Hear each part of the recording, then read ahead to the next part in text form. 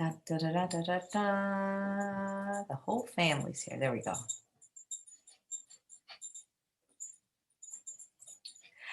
Hey everyone, and welcome to Chef AJ Live. I'm your host, Chef AJ, and this is where I introduce you to amazing people like you who are doing great things in the world that I think you should know about. And I have a big announcement today.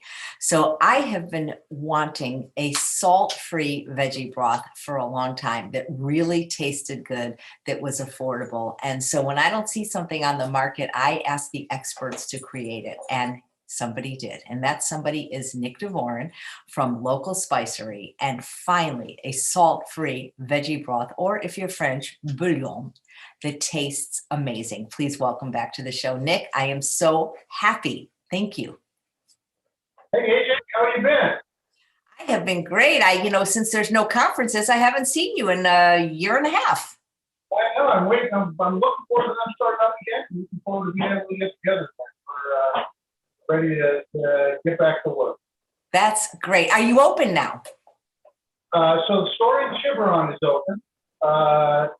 We've been open, as many of your followers know, we've been open for internet orders through the pandemic.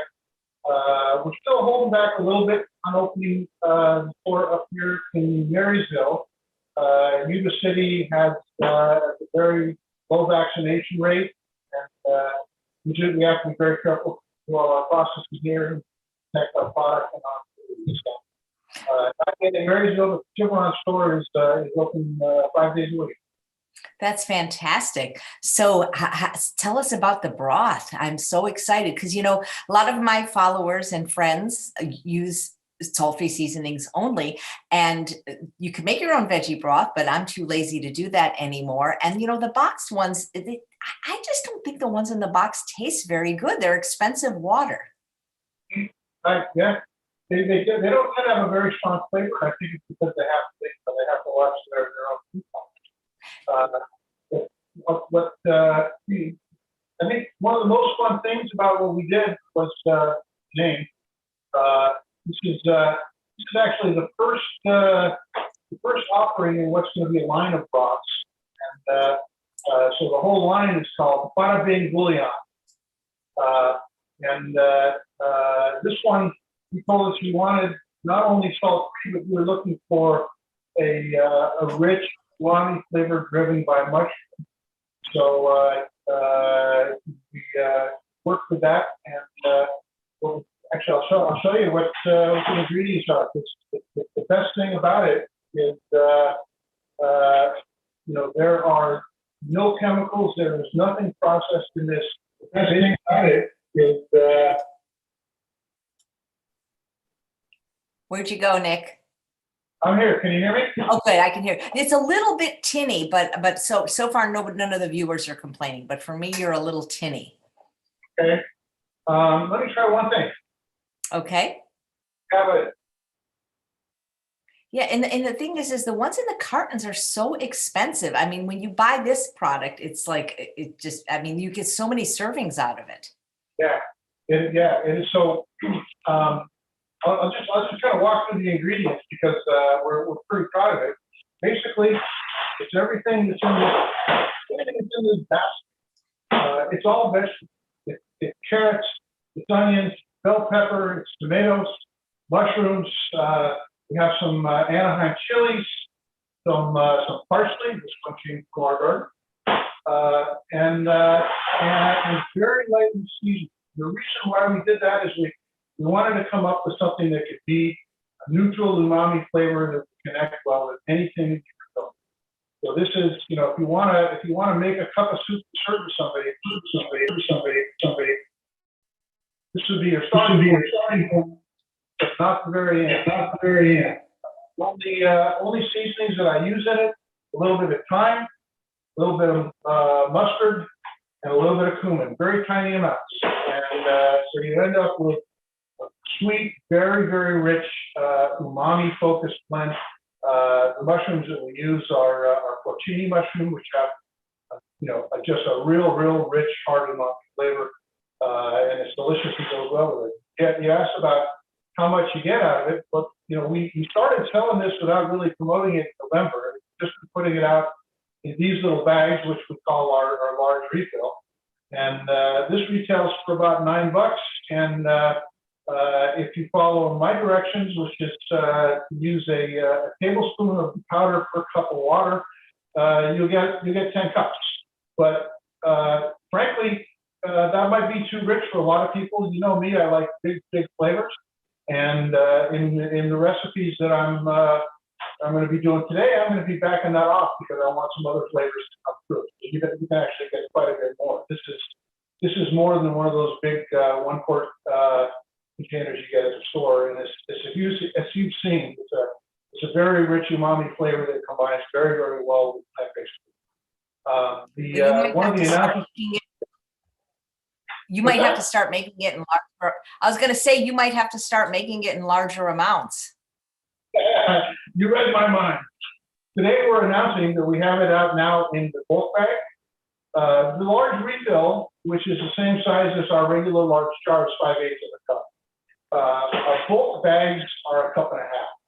And a lot of people, I think particularly people that have been buying pepperoni, people that have been buying our showstopper topper have discovered the bulk bags because we've been selling a ton of them. But yeah, this is a whole cup and a half of product, and it's actually our cheapest discount. You get the best value by ordering. And actually, this is only just available starting today. So you're the first to hear about it. So you know what I wanted to ask you, and maybe you can explain this. None of your spices have shaker tops. Why is that? It's that, AJ, is the reason why we're in business. I understand how convenient it is to have a shaker top. The problem is, and everything that we do is tied to delivering to the customer the freshest flavor possible. And the biggest thing that attacks the flavor of spices is oxygen. And the plastic thing you call the shaker cup in the business, they call it a fitment, and it would go on top of the jar here like this, and then the lid would go on top. And when you do that, you cannot get a good oxygen. With our jars, we took 2 years to look to find a jar that had a steel lid with a BPA-free plastisol seal that will get a tight oxygen seal, so that once the spices are put in the jar, flavor is keep safe and it's going to stay fresh and stay delicious all the time. If we put a fitment on there, then rather than lasting for a year or 2 years, I would have to say that probably will last about half as long. So we do that intentionally, and we go to the Packaging Expo every year and we check it out. We're always looking for things where we could put a shaker jar on without sacrificing the freshness, but we haven't found one yet. Okay, well, thanks. So Susan is asking a question that actually I've heard this from other people. Would you consider making a milder version of the pepperoni spice? We like the flavor, but it's way too spicy for our family. So for me, it's perfect, but my husband doesn't like it because it's too spicy. Could you make a wussy version? Maybe. We'll think about that. We'll pencil it out. But yeah, I think we probably could do that. Great. Debbie says the spices sound amazing. Are they organic? Mostly. So, we're a very small company. Say that too many times, but we love organic. We're committed to organic. We eat organic as much as we can. In terms of our spices, the first thing is we don't have an organic certification, so can't sell something as this certified organic. We do have what's called an organic process registration, which we get through the FDA, which allows us to let you know on the back of the label where the ingredients are, which of the ingredients were grown certified organic. And in our case, if you take off the table salts, which none of you guys are probably eating anyway, and product that is wild harvested, my best guess is more than 90% of our base spices were grown certified organic, and it's identified on the label. And all the time we're improving on that. In the last year, we were able to to find a source to get super dried, sun-dried tomatoes. So our tomato is now all certified organic. And just last week, we brought into our process organic bell pepper. So all of our real bell pepper now is also certified organic. So we're getting better all the time, and we're very, very good, but we're not 100% organic. The weakest link I think we have in the whole thing is, when you get to chili.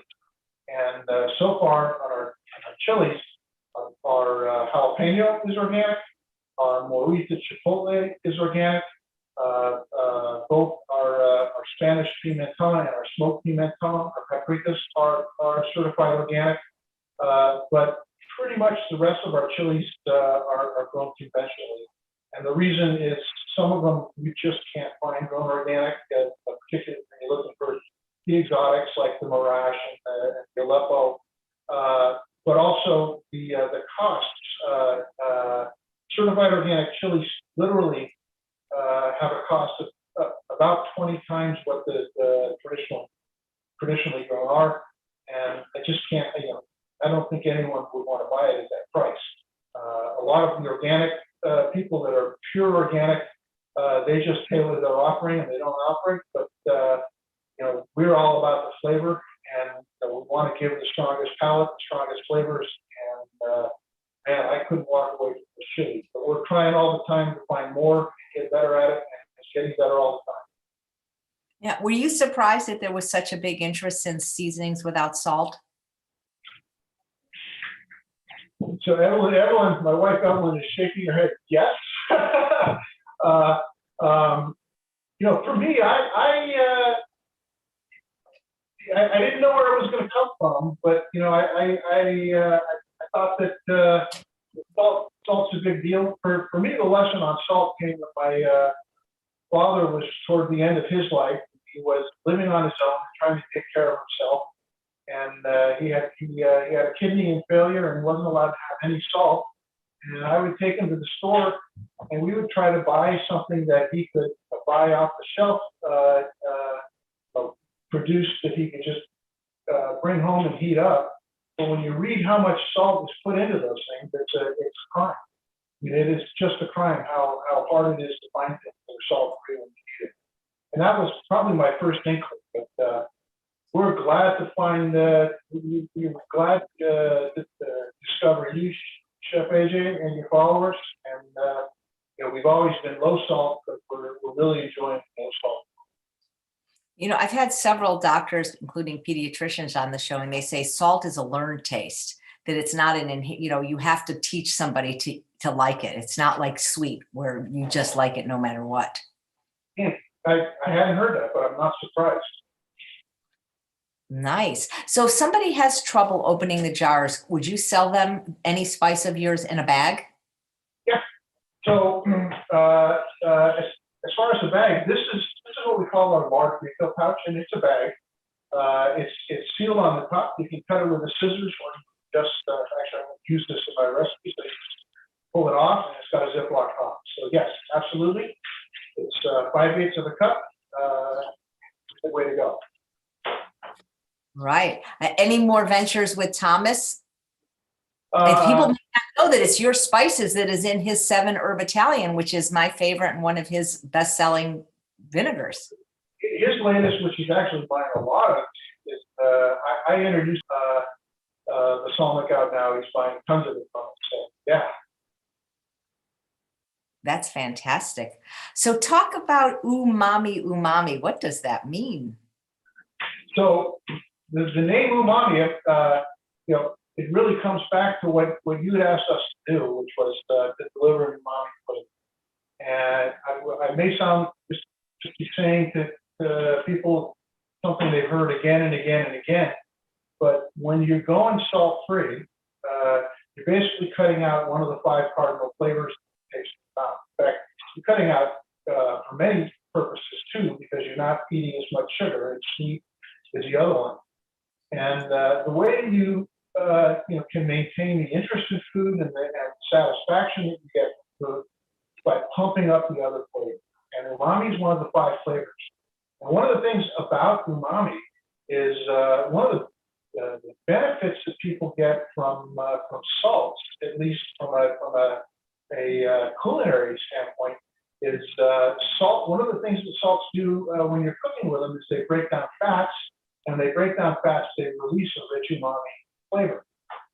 You can actually, trained chefs can tell by smell when salt is placed in something that's cooked, and frequently you can tell before even tasting what the level of saltiness is because of the umami flavors coming off. But for that reason,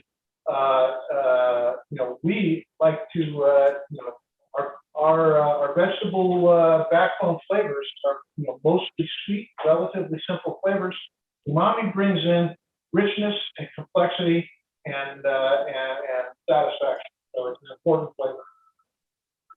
Well, it's a great name. What's your best-selling SOS-free spice? I have to say it is still pepperoni. The umami. We haven't even been pushing it yet, but it's up there. We're selling quite a bit of it. We started out just blending it 5 pounds at a time, and now we're blending 50 pounds at a time. And I just can't believe how frequently we've done it. Just flies out the door. We had to release the large pouches because we've had several people that have been buying 3 and 4 of the refill bags. Using so much of it. Yeah, well, that's a very, I think you're like the only one that sells a pepperoni spice, at least that's salt free. Now, if you can only come up with a bacon seasoning, we can put you out of business. We're going to do it. We're going to figure that one out. You and I had a discussion this morning, and I've got an idea to try again. The bacon flavor is hard to recreate without salt. And I've put a lot of time into it. I'm not there yet, but I'm going to keep trying. Yeah. So I just want to show people one of my favorite ones is Showstopper Topper. I make my bagels with this, and my bagels are made out of potatoes. The recipe you can find on YouTube. People are saying the pepperoni spice is amazing. So grateful that you introduced it to us. And Susan says, what do you do with depth? So depth, similar to the umami, it's an umami bomb. It's all umami flavors. And, think of it not as as a primary flavor that you're trying to make things taste like this, because it's not that. It's more a flavor enhancer. Almost like MSG, but it's completely natural. In fact, all of the ingredients that we use in depth are all glutamate high, so they which is where they get the umami flavors from. So I add it to just about anything. We use it frequently on oven roasted vegetables. Put it in sauces, stews. For those of everybody that's listening to this, cooking a lot of vegetables, will know how you can put a lot of vegetables together, and they still lack the complexity and the depth and the richness you're looking for. And depth will help lead. Great. So when people get the 2 free samples, can they request the ones they want, or is it just automatic? Well, they can request. The only caveat is sometimes your order can slow down depending on what you've requested, because if we don't have the samples made and we don't have the product blended, you're going to have to wait for the cycle when we blend it again and get it packaged. Usually it could be a 2 or 3 day slowdown in your cycle. If there's a real problem, we'll let you know, or we'll just do our best to come close to what you asked for. But 90+% of the time, we're able to get people what they asked. That's great. You're going to make a recipe today too, aren't you? I am. I'm going to try to do 2. See if we can get it in. Terrific. All right. Oh, here's one other question though. What is your most favorite way to use Sol della Toscana beside roasted veggies? That's one of my top favorites too. I like to put it on potatoes. They're amazing. It's good on potatoes. It's good on pasta. I use it a lot. I use it a lot with ramen. I'm a noodles guy, and we have I'll show it to you when we're cooking. It's one of the things we're going to do today. But it's a rice, an organic rice ramen that we get at Costco. Extremely low in fat, in oil, fat. I find that probably the most that I use the Sole della Toscana is in soup foods like that. Nice. But it's pretty versatile. Yeah, it's one of my very favorites. It's so good, and it's not spicy for people that don't have a spicy palate. Yeah, there are little flakes of Calabrian chilies in it, but they're limited. So you may get a little bit of a pinch, but I find it pleasant. Great. Let's see. Well, you want to, there's a Persian lime pepper is the best on air fries. Okay. Was that a question or is that a comment? That's just a comment. I could put I could raise my voice in Persian lime peppers is the best on air fries. Yeah, that's so great. Persian lime is one of my favorite flavors, period. And it sometimes baffles me that it's not better known, but it's frequently used in Persian cooking. We get it as a whole dried lime. It's brined for 48 hours and rinsed off and then sun dried until it's light like a ping pong ball. And we take those whole limes and we mill them down to a fine powder. And it's one of about 3 seasonings that are completely natural that can deliver a true sour flavor. But it's got the sour, plus it's got the full sweet of citrus, and then it's got something dark going on with the way that it's processed. It changes the flavor from a pure sweet citrus lime. It's just delicious, complex. I love cooking it. Yeah, that's what Thomas is using now in his Persian lime vinegar. It is, yeah. They're buying a lot of that. I can't believe how much it's going through. And I introduced you guys. Isn't that great? We ready to rock and roll? Yep, we're ready to rock and roll all night and party every day, as the song goes. Okay, so I'm going to try to get 2 in, and I'll work them both at the same time. What I'm cooking today, both are, we could call them snacks. They're both things that are relatively easy to do. I'll start with the one thing that's the most fun and dramatic, and that is we're going to be working with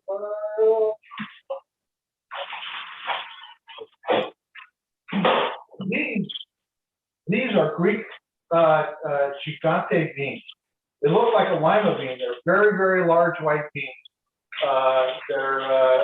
They can be hard to find. I was first introduced to them actually in 1989, second week of August, when I was in Santorini, Greece, with my wife on our honeymoon, and had the dish that we're going to cook at a restaurant. Since then, I've kind of been reintroduced to them. And I'm just going to share a book. This is Joe Yeoman's book, Cool Beans. As far as I'm concerned, it is the Bible on cooking with beans. It's got some incredibly creative recipes in here.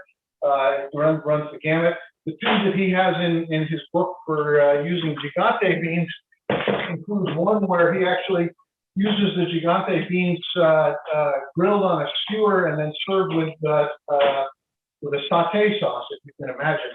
And then the other one, he uses them to make a sauce with, because these beans, unlike lima beans, which even after they're cooked can be a little bit dry and have a strong flavor, these are unbelievably creamy and pure and sweet. And as far as I'm concerned, they're the best beans that we found from sauce. So in this case, the success or failure of cooking your gigante beans in the Greek style depends on on how well you get the beans cooked. And usually what you do is you put all the ingredients together with dry beans, and they go in the oven for 2 or 3 hours. For me, I find it really hard to control getting them to cook just to the exact right doneness on the beans time to serve them. So what I found is it works much better if I cook the beans in advance and then make the sauce and combine it, which is what we're going to do today. So in advance, I've already cooked the beans. So cook, this is what they look like. To cook gigante beans, they're very simple. These are the only beans when I cook them, actually these and chickpeas, we will pre-soak them. Usually I'll just throw beans in the pressure cooker and they come out great. With the gigante beans, you really want to break down the toughness of the skin. So I find that pre-soaking does that. So I soak them overnight, and then I throw them in the pressure cooker with some, a few sheets of Atlantic kombu. And the kombu, again, we're looking for umami flavors. I don't know if anybody knows it. This is the food that is the highest in glutamic acid. This is the food that MSG was originally distilled from. They're sheets of kelp. They used to be exclusively grown in Japan, or at least commercially. But for the last 50 years, we've been harvesting them off the east coast of our country. I get these from Maine. The reason why we like to get our kombu from Maine is, with the Fukushima effect, I'm very worried about sea vegetables that come from the Atlantic, particularly sea vegetables that come directly from Japan. So these are wild harvested kombu. I just throw 2 or 3 sheets in with the beans, covered with water in the pressure cooker, 40 minutes, and they're pretty well done by then. When they come out, you want to make sure, pop them in the mouth. They should literally melt in the mouth, but still hold together because they're going to have to hold the sauce. So that's the beans. I'm going to set these aside, and we'll make, it's a very, very simple sauce. Nick, I see a question, if you don't mind, from Susan. I put the dusk on fruit, not sure what else to do with it. Let me just show you how many spices I have from local Spicery. So the dusk, it was made to go on fruit, and that's where it that's kind of the sweet spot for it. There's a woman that makes she makes jams and pies out of Chico at the Chico Farmers Market. And she buys quite a bit of dusk from us in her jams and pies, but again, that's on fruit. We've used it in other ways in baking. It's an interesting flavor because it's sweet and it's got an umami hot flavor from black pepper. The backbone of dusk is milled orange peel and black peppercorn that's been milled. It's amazing how well those two flavors go together. And then just tiny bits of incredibly aromatic spices like cardamom, Saigon cinnamon, and really I made it to go on vegetables. But we do have restaurants that have bought it from time to time for their pastry chefs, and they'll use it either on fruits or on other dishes. You can try it lots of different ways. So that's how I use it. Sounds like what you've been doing as well. Well, if people want great spices for baking, these would be my picks. Oops, sorry. So the cinnamon, Saigon cassia, and the gingerbread spice, these are great for baking. But you have 3 different cinnamons. And so what's in between the Saigon cassia and the Indonesian cassia? And then there's one, the roses. So let's begin with the difference between, actually, I'm going to cook while we're going. So I'll tell you what I'm doing, and then I'll come back to your question on cinnamon. I'm going to just saute some onions. And one of the things you'll see that I'm going to do a little different in sauteing the onions, this is a trick that my wife invented, and it uses the bada bing. And that is, we'll make just a quick cup of bada bing, putting a tablespoon of the bada bing umami in a measuring cup. I'm just going to add a cup of hot water. And as this starts to cook, you'll see that I'm going to use this liquid for the deglazing instead of water. And you end up getting, again, a richer, more complex flavor that's doing your sauteing. So back on the cinnamons, the first distinction is a cinnamon versus a cassia. It's really not a distinction that we use a lot in this country, although in ancient writings going back even 10,000 years, it was a distinction that was clear in Roman times.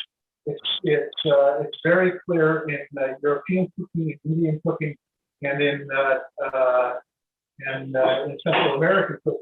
There is a clear distinction. The difference, one is the thickness of the bark. They're all from the same family, Cinnamomum family. But the true cinnamon, the one that really is a cinnamon, the long cinnamon, has a very, very thin bark. And if you've ever seen, I didn't have the sticks here. I don't have. No, these are all.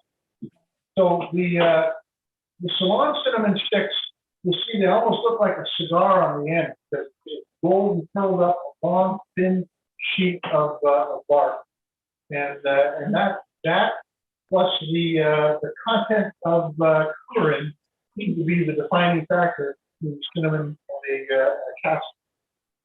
Coumarin is the biochemical that delivers the strong cinnamon flavor. The more coumarin you have, the stronger the flavor. Unfortunately, coumarin is also not entirely good for you. And if you have too much of it, it can be carcinogenic, and it can cause liver damage. So you have to be careful. And if you're taking large quantities of cinnamon for health purposes, usually people will use the Ceylon cinnamon. It has much lower coumarin, and they can ingest more of it without having to worry. The two cassias that we sell, the Indonesian and the Saigon, they both pretty much look like this. That's the stick. You've all seen these. It's a very, very thick piece of bark, and it's got a very strong cinnamon flavor. Indonesian cassia is by far the most big. Indonesian cassia is the most common cinnamon found in the United States, estimated by the American Spicery Association at 80 to 90% of the cinnamon consumed in our country is Indonesian. But the Saigon is the strong. It's the big boy in the cinnamon world, and it has the strongest, richest, sweetest flavor. And by sweet, how sweet? As you've heard me say, mentioned many times, AJ, I've literally had customers try to return a jar of Saigon cinnamon, claiming that there's sugar in it because it's so sweet. But there's no sugar. It's just the sweetness of the natural sweetness of the Saigon cinnamon. Intensely powerful, almost hot like a red hot. But when you're cooking and you want that strong signal flavor of cinnamon coming through, that's what you want to do. And actually, to our SOS-free friends, we probably sell more of the Saigon cinnamon than the others because I really appreciate the ability to get that sweetness without any sugar. So that's the onion. I'm going to put 3 cloves of garlic. I'm not going to chop them. I'm just going to smash them. The sauce tends to have bits and pieces in it. We're going to put some whole bay leaf in. We're going to put some whole juniper berries. We're going to just put some smashed garlic for the flavor. The sauce itself, you can see it's really just simplest of tomato sauces. I'm pouring in a 1 can of diced tomatoes. These ones, I don't know how many, I don't know if they have these in every Costco, but they're San Marzano tomatoes at Costco. They're not only delicious, they're not only certified San Marzano. There's a recent expose that most of what's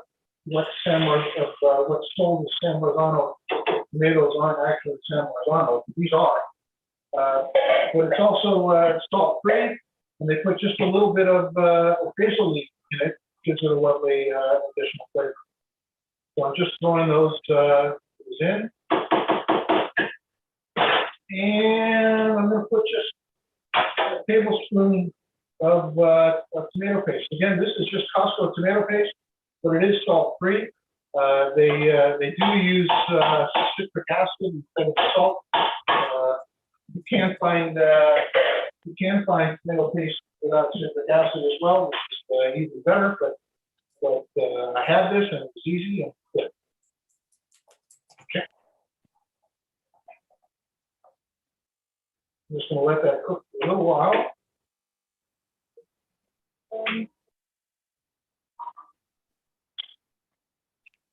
I'm going to throw some seasonings in this, and then we're just going to throw it off on the side and let it simmer. So I got 2 bay leaves, and I just a handful. You know, this is what 1, 2, 3 is 5 juniper berries. I'm just going to throw in for some aromatics. Traditionally, the sauce that's used for the gigante beans is a sweet sauce. Frequently, if you look up recipes, the recipes include adding sugar, which I don't like to do. So we're gonna try to add that sweetness in using some spices, sweet aromatic spices. This is just milled fennel seed. I want to put about a teaspoon of that in.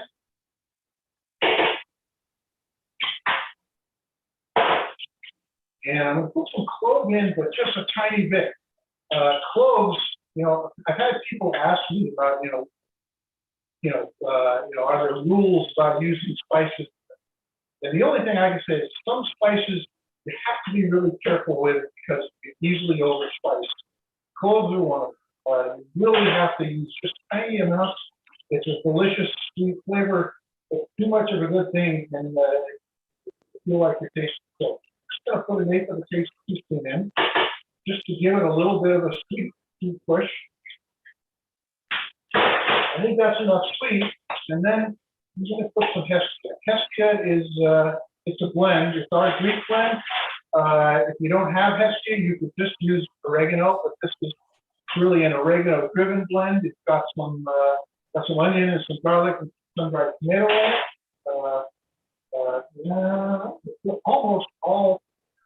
Most of a tablespoon. And that's going to be it for the season. Okay. Oh, smells great. The other thing that traditionally, at least my recollection from Santorini, those many years ago, there was the reason I put fennel in. There's slight anise flavor. I've since learned that they frequently put a quick shot of ouzo in. So if you're a drinker and have some ouzo around, you can do that. One of the things about this sauce is the longer that it cooks, the better that it tastes. I think a lot of sauce that way, which is why I want to start in with the sauce. I'm going to take it off this burner. I'm going to put it over here on the oven and just let it simmer.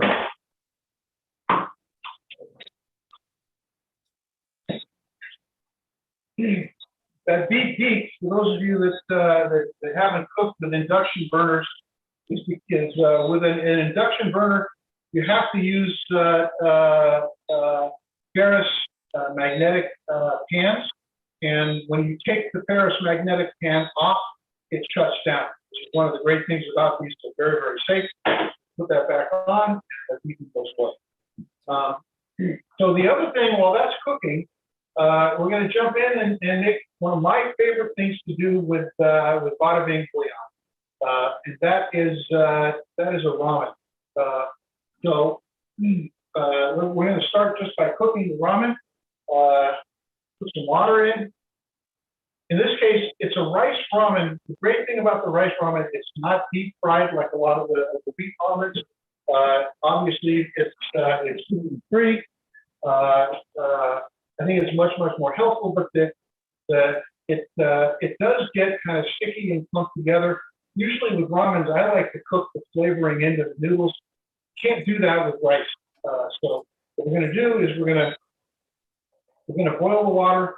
We're going to drop this little cake of rice ramen in, cook the noodle, and then we'll work on the broth. The broth will be, basically like this. The broth, when you make it and you use it for cooking, it likes to cook. The longer and the hotter you can cook it, the happier you're going to be with it. The reason why is, if you think about it, it's just milled vegetables. Okay? These weren't cooked before. They're not processed in any way. So one thing that you can see is, there is a sediment in the bottom. So we're just going to, continually stir that up. The longer that it sits in water and the longer that it heats up, that tends to just go away.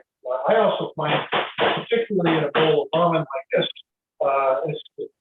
it turns out to be the best part of the meal. Okay, we're boiling. Drop this in. And I'm going to just get another burner going on the stove over here. Just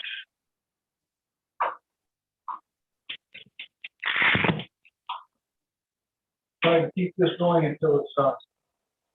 And we can get started on the broth. Okay. I'm just going to put the rest of this here in. As you remember, this broth is just 1 cup of hot water with 1 tablespoon of the veggie bouillon. So put that in. I'm going to add a little bit more water because I want it to be. I don't want it to be quite so rich and powerful. So putting in almost another cup, almost 2 cups of water with a tablespoon of bouillon. Maybe I'll throw a little bit more in. Oh, that's pretty good. I think I'm happy with that. Then what I want to do is, I mentioned how we blended the bouillon to be a complementary flavor. It's an umami. It wants to play in the background. It's not going to be your primary flavor. So, what's the flavor that you want your broth to be for your ramen? Well, in this case, we're going to be going Asian. So I'm going to use, this is Jinyang, one of our signature blends. The best way I know to describe the flavor of Jinyang, it's like a Chinese spice without the sweet. It's a very savory, slightly spicy flavor, driven mostly from the flavor of Szechuan peppercorn, plus cumin, coriander, all the usual suspects. And I'm not going to put a lot in. We're already boiling. The beauty of these burners. Maybe 3/4 of a teaspoon. I'm going to put it in the water. Bring that down. Bear with me. I'm going to go check the noodles. I think they're probably done. Yeah. So you can't see me, and my cameraman's gone. But all I'm doing is I'm breaking up the noodles, which are basically done. So Nick, people are saying they'd like to see you come on monthly, like Thomas. Are we going to make them big?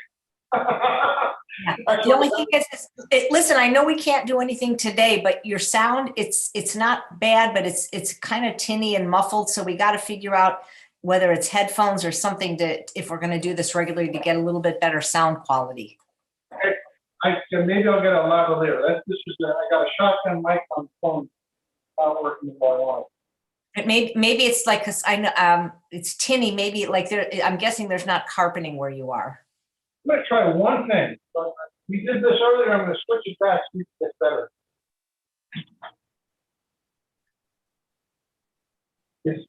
Does that make it sound any better? I think it might. Keep talking and I'll let you know. I used to have an acting teacher years ago. He used to say, his name was Howard Storm. He goes, if they can't hear you, they hate you. That's what he used to say to us. It does, but it's switched. So we'll see how it works.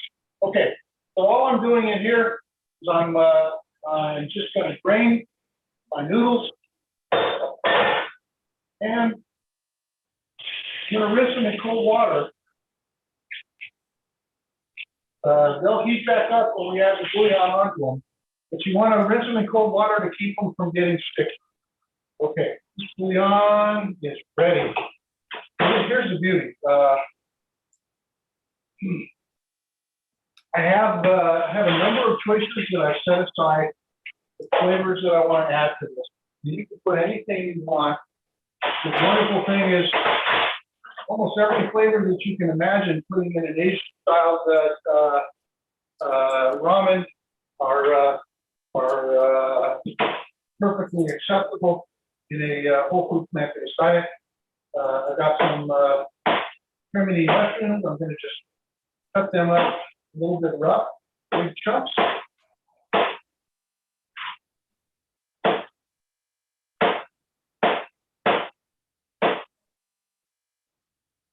Hey, so Dick, there's a question from Chris. Okay. What is the best swap for salt? I need to cut back. What's the best way? Swap. Swap. You know, I think the best thing is just to start really increasing the amounts of other, the levels of other flavors you're cooking with. You want to increase your umamis. You want to increase your your sours, your bitters, and your sweets. And by pumping those up and creating a wall of flavor in your cooking, kind of like what we're doing now, to get there. All right, so that was just some mushrooms. This is just a little bit of chopped jalapeno pepper. You can throw a few snow peas in.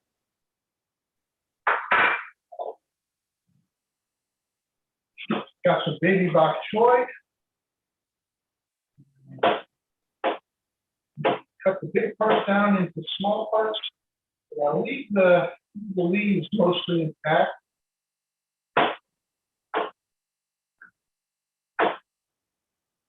I started to say this earlier. I don't think I finished the thought.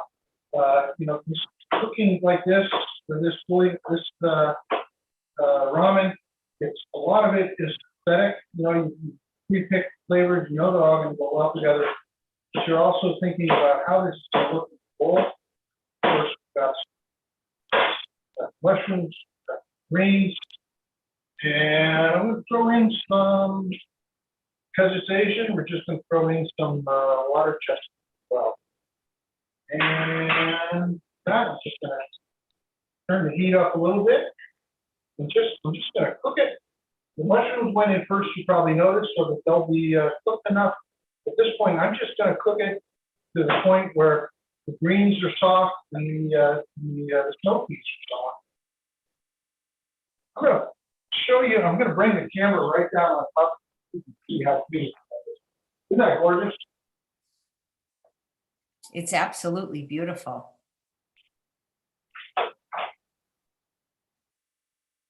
Okay, turn my sauce over here.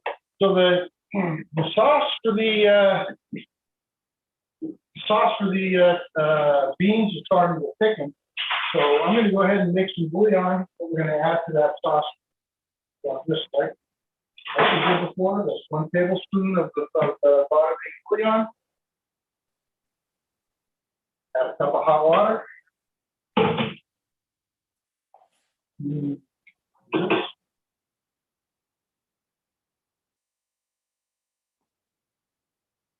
And we'll add this into this tomato sauce and let it continue to simmer over here.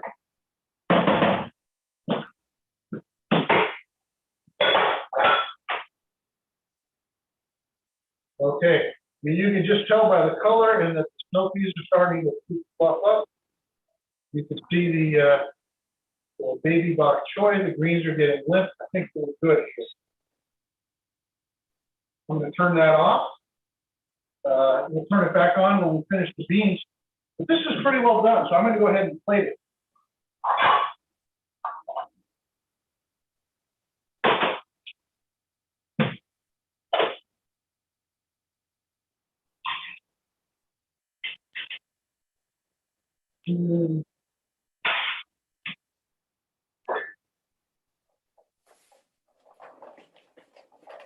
Sorry. Forgot the ramen for my ramen. I'll just put the noodles in the bottom of the bowl.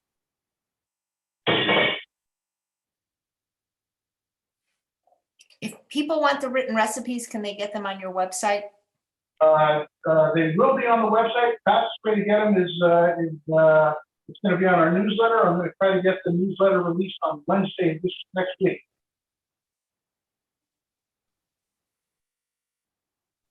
Okay, so there's the vegetables. Just pour some broth down on top.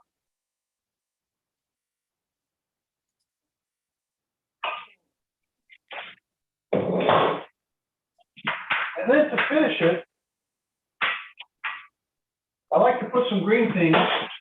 These are just some chopped scallions. We're going to sprinkle chopped scallions on top. And this is just some chopped cilantro.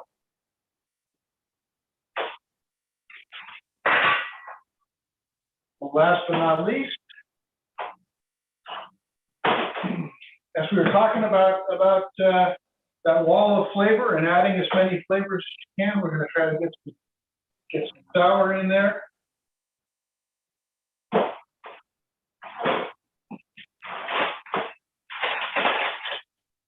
There we go.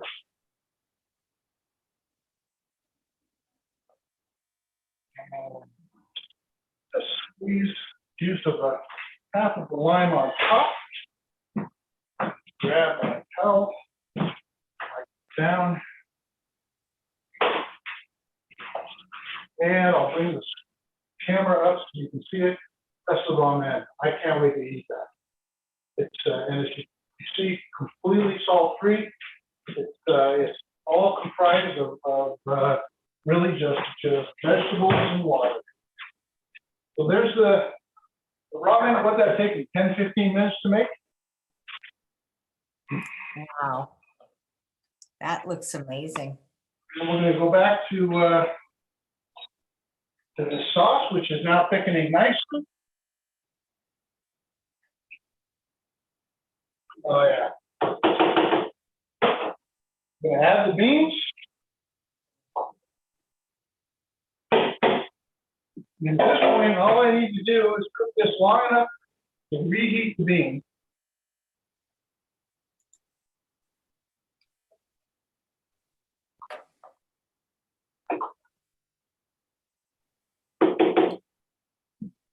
I'm just going to let that cook. I see a few little bubbles start to come up.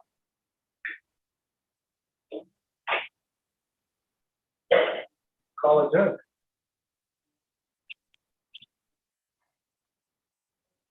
How long have you been in business, Nick? You know, the scary answer to that question is it dawned on us, I think next year is 10 years for us. My wife just came back up. She's got a big smile on her face. I think she's hungry. Hey. So the beans, we're just going to plate the beans in the ceramic black bowl.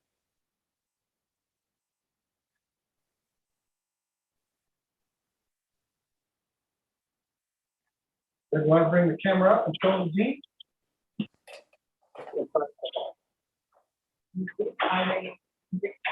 Can you guys see those? Wow, that is beautiful. And I mean, aside from the time I spent this morning cooking the beans in advance, it's just very, very quick to cook and slap it together, and it could be quite impressive, something to put on the table in front of us. Now, one thing that we did, because I said that gigante beans can be hard to find. We talked about really want to present something where people get frustrated trying to find it. So what we did in advance is we procured a small quantity of gigante beans from Greece, and we're going to be putting these out available only through Chef AJ's affiliate page. It's www.localspicery.com/Chef and it will be basically a one-time bag of the beans. And this is, if you're interested, I will tell you, I eat a lot of beans, and a lot of times I like the beans because they're very cheap. These are not cheap. Our retail on a bag like this would probably be in the $12 to $15. But we're throwing in a large Veggie Bouillon and a large refill of the Medici. They should have everything you need to make the dish, and we're going to have these available as a packet at $32. If anybody's interested in buying just the beans, reach out, contact us. Again, it's a small quantity we got, and when it's gone, it's gone. Not in the business of selling beans, but we didn't want to leave you high and dry with the recipes you can't fill. I think you'll find them fun, and if you reserve a few of the beans for your sauce making, you'll be very happy. Well, thank you so much. Khaki Blue says, do they taste different than lima beans? Yes, definitely. So lima beans, I've been trying to think, how do you describe the flavor of a lima bean? But they have a distinct flavor. Slightly sour maybe, but these taste more like a great white bean. They are sweet and pure and creamy. So if you did them, and if you have lima beans, you can do this recipe with lima beans and it would be great. But they are different. The gigantes are a large white bean. They're sweeter, they're creamier, and that's the reason why I find they work better for sauce. Nice. Well, you're coming back. I see you're on the schedule June 12th. We're going to start a monthly with you. Janice says, when will the beans be available? They're not on the website right now, but we'll have them up tonight. Great. Thank you so much, Nick. And I hope you guys will try the broth, and then you won't have to buy it in a box or make it yourself anymore. I make a wonderful soup from Forks Over Knives annual meal planner called, it's like a chick on noodle soup. It's made with jackfruit instead of chicken. And I just use that, and I don't need any other seasoning in the soup. Yeah. Oh, it's delicious. Yeah, so the King's Child says, you find the most amazing small businesses for us to support. Absolutely. Because the quality is so great with places like this. So I hope you guys will try the broth because it's really good. And I think ultimately they'll save money on the boxes if they do it. Also, the boxes, like, if a recipe calls for a cup of broth, then you got 3 cups left in the box and it goes bad before, depending on how often you use it, I suppose, You know what, like you, we used to make our own broth. I'm finding it used to be that I'd make the broth and consume it faster than I could fill bags with vegetable scraps and get them in the freezer. Now all of a sudden I got vegetable scraps coming out of my ears because we're using this all the time. That's funny. Yeah, well, it's that good, and it's even good as a beverage. I've drunk it. I have consumed it as a liquid beverage. It's very good. You know what, for me, we're working here. I've got a long drive. I have to deep melt it home. About an hour drive. I'm a little bit hungry frequently. I'll make a quick cup of bouillon. It'll tide you over. It's nice and light. Just good. I drink broth every morning as my morning beverage. It's called pot liquor. I steam my husband's greens and I drink the liquid. It's very good. Delicious, yeah. It is. Well, thank you, Nick, and thank you so much. And so next on the list is for you to create an SOS-free bacon seasoning. And once you do that, we will be able to finally retire to Hawaii. No, just kidding. I'm with you. All right. Well, thank you, Nick. And thanks all of you for watching another episode of Chef AJ Live. Please do come back for another culinary demo tomorrow at 11 a.m. Pacific time. my guests are Chad and Emily from the Vegan Kids YouTube channel. Chad, who's 11, is going to be making his favorite chocolate chickpea ice cream, and Emily, who's 9, is going to be making her favorite SOS-free granola. You won't want to miss these adorable kids. Thanks again, Nick. Hi, love to Evelyn, and I'll see you next month on June 12th for your next installment. All right, thanks, guys.